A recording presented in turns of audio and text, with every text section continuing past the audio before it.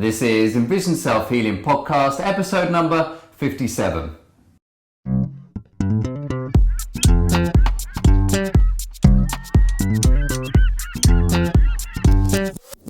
Hi, I'm Will Fuller. And I'm Richard Miller. And we are the co-creators of EnvisionSelfHealing.com and are dedicated in helping you improve your eyesight and quality of life by taking healing into your own hands. Now, if you haven't done already, then head over to our website at EnvisionSelfHealing.com and you'll find a free ebook on how you can start improving your eyesight in our modern day world.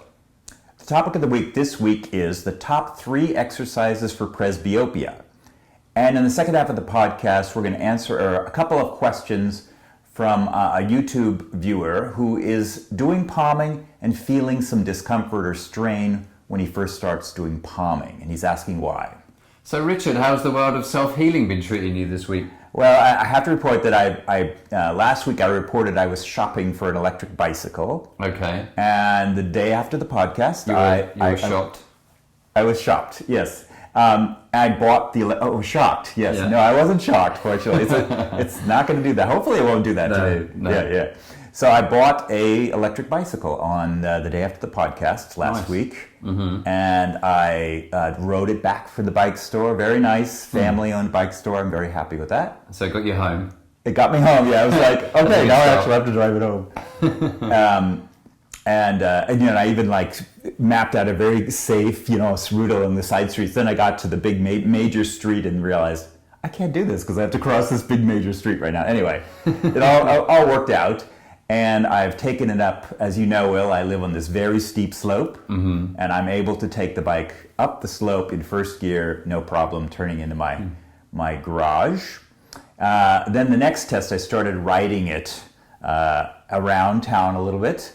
And I've started to hit, the good thing is I'm seeing what I can see right now without any glasses. Okay. And where I hit my limits. It's sort of like an interesting, and there's one signal. Not literally hit your limits. Yeah, right. Hopefully not literally, somebody hit my limits, yeah. Don't hit my limits, please. So you're adjusting to the vision now before you got the glasses, and then you can compare the two. Right, and seeing where I need to improve. How far ahead I can really see the signals, cars, all of this. It's actually working out exactly the way I anticipated. That I'm becoming familiar with what it's like to be in traffic on the bicycle, and I'm learning how what's called control the lane. It's where you, as a bicyclist, if you don't have room for the car and a parked car, and the door to open, you're supposed to merge into the lane and control the lane so a car can't basically push you into a parked car. Right. So I'm learning how to do that. So it's working out exactly the way I thought. It's a little hair-raising at times, but it's been good. Yeah. And that's certainly, riding a bike, I think we said several months ago, I think that was going to be a name. I did ride a bike up that's right, yeah. in Wine Valley. Napa Valley, yeah. Doing a little wine tour there on a bike, and we did say that was certainly a goal for myself as well to start looking into that. So that's great that you're taking that step out of the two of us. Yeah. So it was it was a good experience, and I'm now going to call the optometrist in Berkeley, the UC Berkeley low vision clinic, and look into glasses that allow you to see further ahead with a telescope on them, so special glasses. So it's the beginning of a process now. Oh, that sounds good. And how was your week? Good. Everybody knows, I'm sure, that I completed my 30 sessions of yoga in 30 days last week, and it took me a few days to kind of recover more from the exhaustion of late at night yoga and then early morning and all the rest of it. But I went back for that. I rested for about 4 days and went back to do yoga. Right. And I was feeling relatively rested and just an example of, I guess, I get the way we function with our bodies, and not necessarily muscle memory, but more. Last week we talked about the brain that changes itself, and how you learn a particular aspect with the brain and how you can change with that and how that affects the body. Because I remember one of the last positions at this last yoga session that I did, you push your legs out in front of you. And you have to hold your toes, so you sort of have to reach forward. Oh, I know, yeah. And I said that I was kind of, even after a month, I was still having somewhat difficulties doing it. Highlighting that our bodies do take a bit of time, and also with the eye exercises that they also need to take a bit of time as well. Right. So what you do is you sit up, you put your toes out in front of you, you hold your toes, and you have your legs straight. Right. Some of us do. Yeah. So from where I'd been kind of doing it a couple of times, what my brain was telling me was just to go straight ahead and hold my toes and straighten my legs out. Of course, I did it and pulled a muscle in the back of my left leg there. It kind of buckled straight away, and it was just silly, really, that I did it. It became a habit, shall we say. I was kind of an autopilot. That after doing 30 days straight of yoga, I was kind of used to it. And then after 4 days of resting, and even in that time, having the muscles stiffen a little bit, just to reach forward, just to try and do that without even thinking about it. Right. And I did pull a bit of a muscle there in my hamstring. So it was a nice reminder to me that, you have to take these things easily, which is, of course, what I talked about. But also that muscles change, our bodies change, just like the eyes. So sure enough, 30 days of eye exercises, and you have a couple of days. Now, we're not saying that as soon as you stop doing the exercises, you're going to completely lose that part of the vision, but we're still looking at muscles here. We're still looking at body function. So people that maybe even spend a few days off the eye exercises, or maybe even a couple of weeks, or those of us that we don't really have a coined phase for it. I was going to say holiday eye exercises, where people do a month or a couple of weeks, and then they get too busy and they forget about it for 3 or 4 months, and then they come back again, and then they say that they've been doing eye exercises for 5 years. But really, would you reckon holiday? Yeah, that's good. Eye exercise holiday. Nobody else will use that term. So No. Eye exercise vacationists. Yeah. So it was a nice little reminder there, and to show that the muscles and the body is different every day. And that's true. Like when the presbyopia exercise for me, it's the same thing. It's like you can do it and do it and do it, and you're maintaining, and then you just get busy or whatever, you don't do it, and it returns. The presbyopia returns.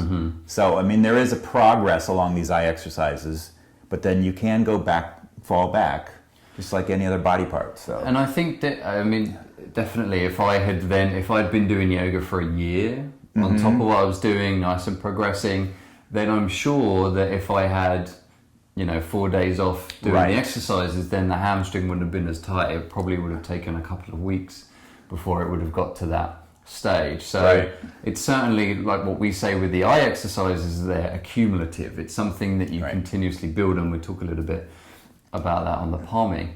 The last thing that I do want to bring up before we move on to topic of the week is that somebody, James, actually very kindly posted on our Facebook fan page a recent study from Oxford, finding that the ganglion cells, I've not told you about this actually, the ganglion cells pick up low-level wavelengths over or as well as rods and cones. Whoa! I didn't know this. Yeah, so it's just a recent study. I posted it on our Facebook fan page, and James also posted there. So thank you very much, James, for doing that. A real interesting article. I was only able to read the abstract and look forward to reading the whole article. But certainly some implications there, in particular for our work. So the idea is, if you've got rods and cones that aren't necessarily functioning properly, like for myself, retinitis pigmentosa, and indeed with optic atrophy, where the cone cells aren't functioning there, then what they're saying is that low wavelengths, which I think you're the colour expert, Richard, is it green? No, it's red and infrared. Is on the low end, the low end, of the wavelengths. Yeah. And can you see red? That's right. Yes, red is what you can see, and then infrared is what you can't see. It's right across the visual spectrum. Yeah. So I'm not necessarily saying that's the ganglions, but what they found is that the ganglions also pick up these low level, and it's not exclusively the rods and cones that respond to the low wavelength thing. Yeah. Oh, I want to talk for an hour on this, but I'll shut up. Maybe we're researching further. Yeah. Oh, That's exciting. So anyway, if anybody's interested in that, then surely head over to the Facebook fan page there. Yeah. And feel free to like it as well and share a little bit more information on that. Okay, great. Well, I think it's a good time to move on to topic of the week.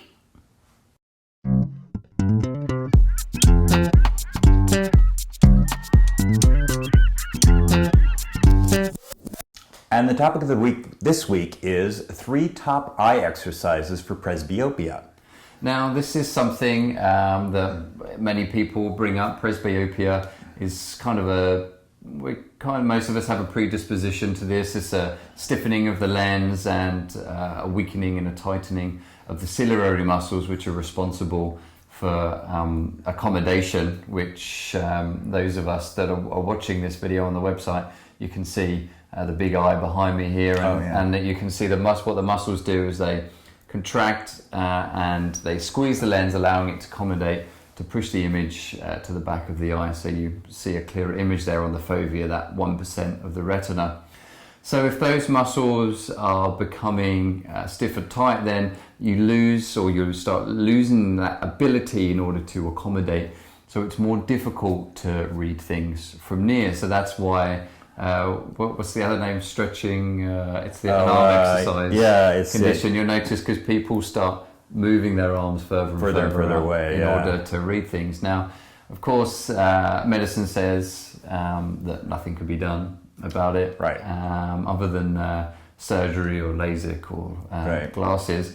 So, but for us, just like what we were talking before about with the muscles and how you can exercise them, is that we feel there's no difference between exercising those muscles and being able to exercise the muscles in the eye and bring flexibility back to the lens. I did think of a good analogy to understand this better. Imagine you have like a small beach ball in between your hand and your shoulder, and you're squeezing it with your bicep.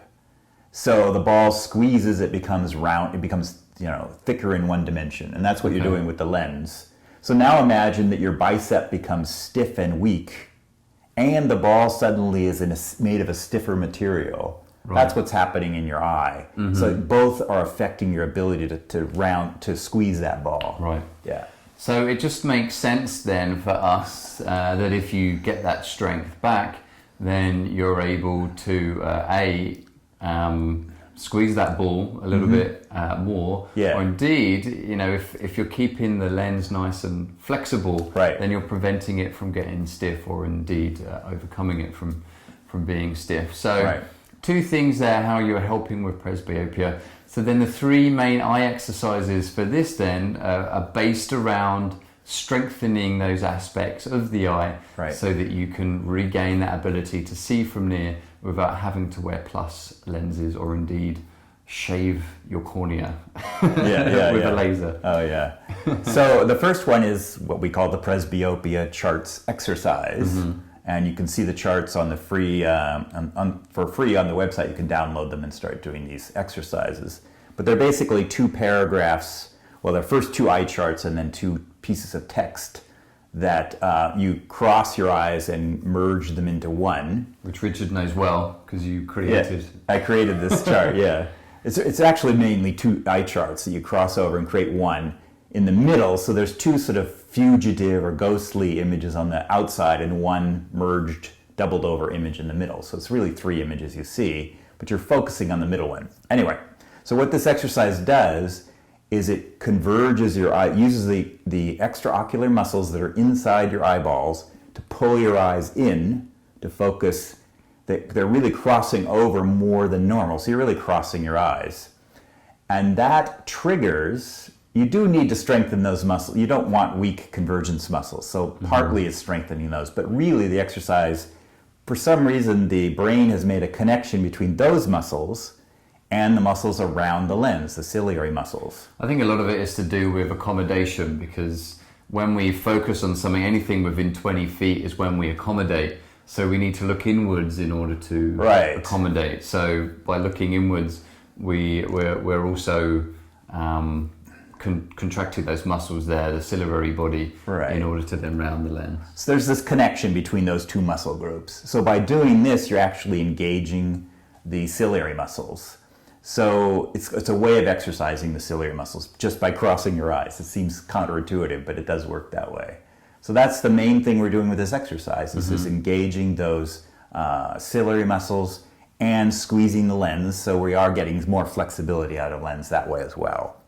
And you're learning also to keep your fusion. Sometimes when people get older, also those convergence muscles on the inside of your eyes get a little weak and they lose the ability to fuse. So it's doing all those things. And I think for those that are doing this, this isn't necessarily in one of our top eye exercises, but you might also want to think about doing some eye rotations just to keep it nice and loose, because you are converging quite a bit there when you're doing the exercise. So if you think with convergence, well, I mean, even with our everyday lives, we're spending a lot of time looking from near, so we're turning those extraocular muscles in. So doing the eye rotations is helping to stretch that out a little bit more. And you might do a little bit of palming here and there just to relax, because it is kind of a strenuous activity. Yeah, this is one of the more, this is an exercise that we call is more of an effort-based exercise. Things like palming, sunning, all very relaxing.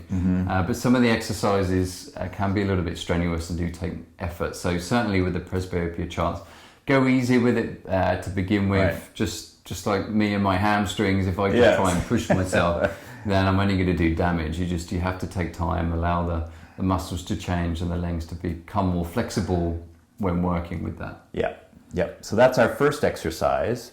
And the next exercise we would recommend is probably the near-far exercise. And that's really doing what we're flexing the lens deliberately there. So when we look close, those muscles are tightening down, the ciliary muscles are tightening down, and you're making the lens rounder.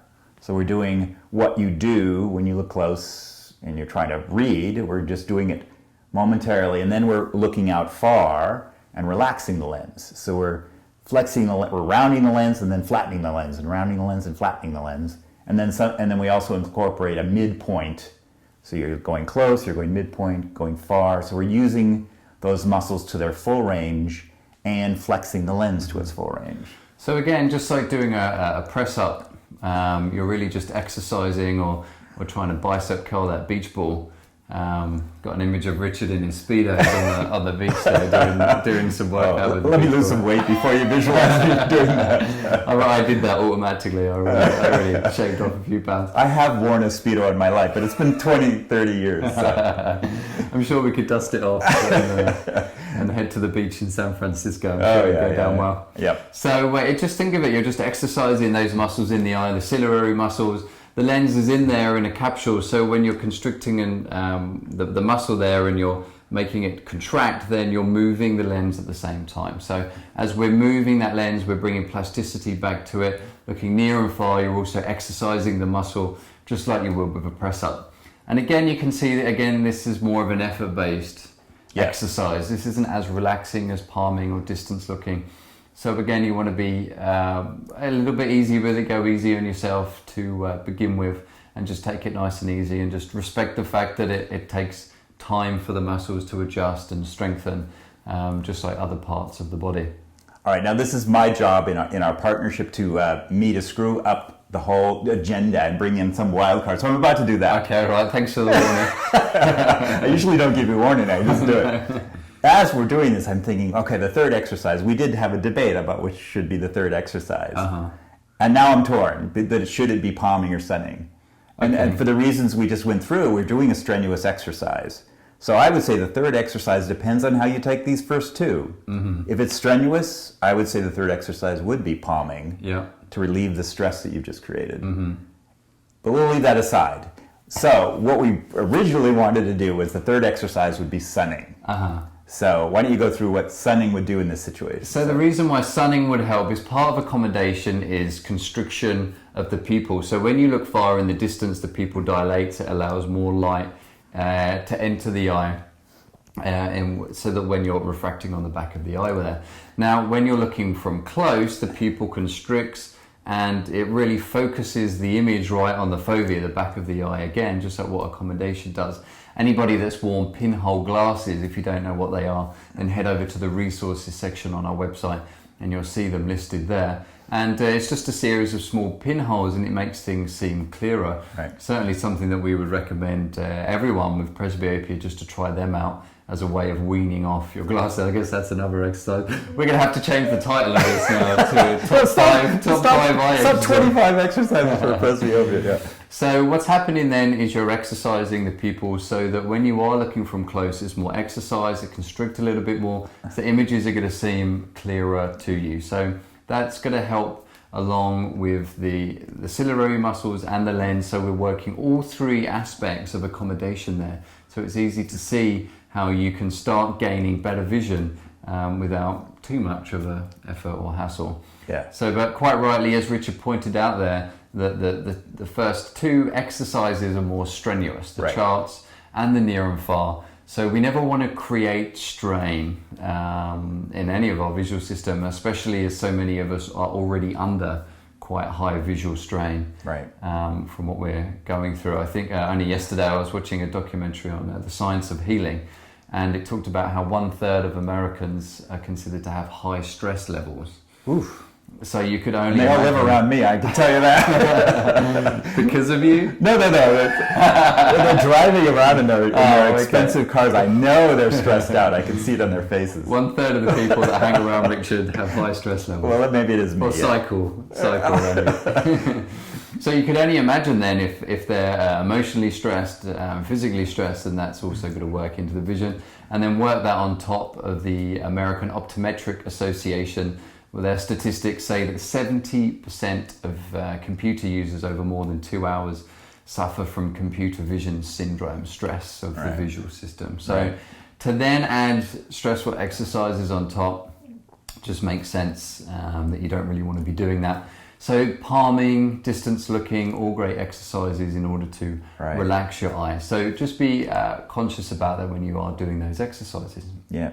Sounds good. Okay, great. So the top three exercises there then are the charts, the convergence charts. Again, you can find that on our website. Presbyopia charts, they're called. Presbyopia charts. Yep. And then we've got the near and far exercise, and then we've got the sunning exercise. So three top exercises, real easy to do. You can start doing them today, start working it in, and start noticing the improvements. So I think that's a good time to move on to question of the week.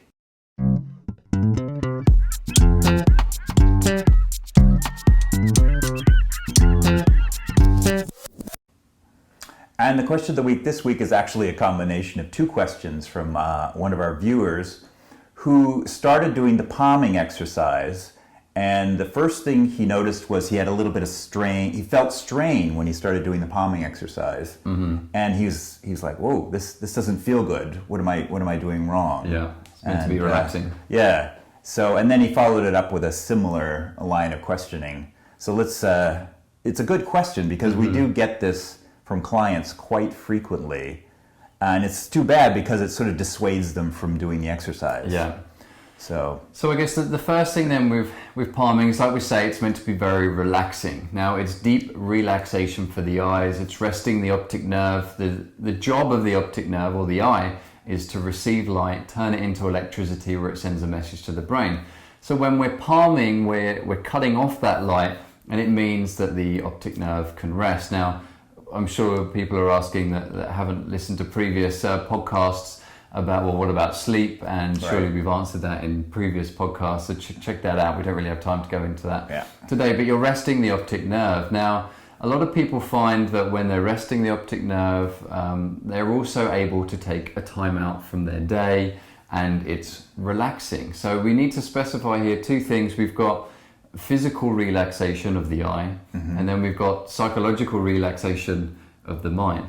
And the reason why we say that is quite a lot of people find it stressful just to sit, in particular in a dark room, and do nothing. It's very difficult for a lot of people, just to sit.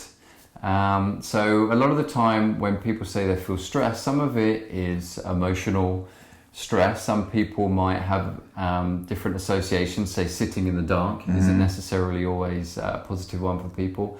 Having the hands up in front of the eyes, some people have connections with that with stress, or if someone's upset, they look sad. They don't like to look sad. Cut their hands in their eyes, or maybe their pattern that when they're upset, that's something that they do regularly. Yeah. So you've got the emotional side of things like stress. So for that, we recommend things like going for a walk, having a chat about it. We don't want to get too specific here, but try and do things that will help alleviate some of the stress of the mind. One thing that I do in particular is to listen to relaxing books on tape, or something that helps take my mind away and also learn a little bit more as well. Certainly eye anatomy is something that...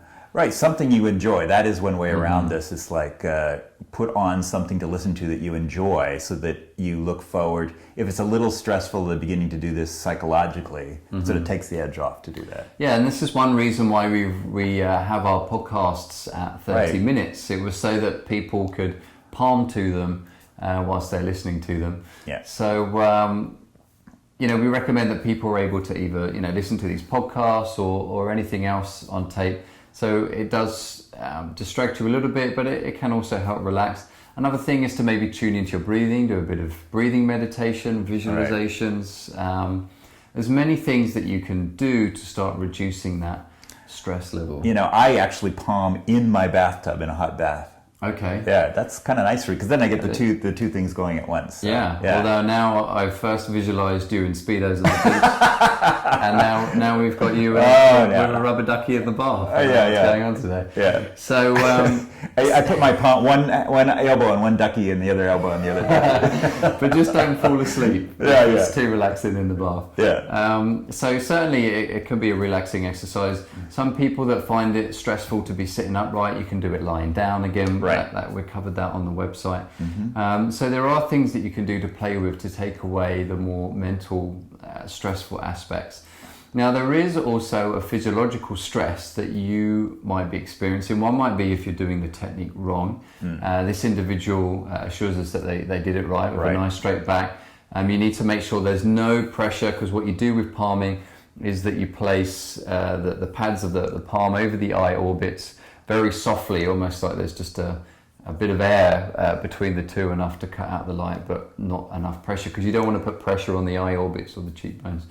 So there could be some stress there if you're putting too much pressure, but this individual is saying that's not necessarily the case. So what it could be is residual eye strain. Right, and that's it's a phenomenon, and it's throughout the body, where you can actually numb out pain or strain or stress.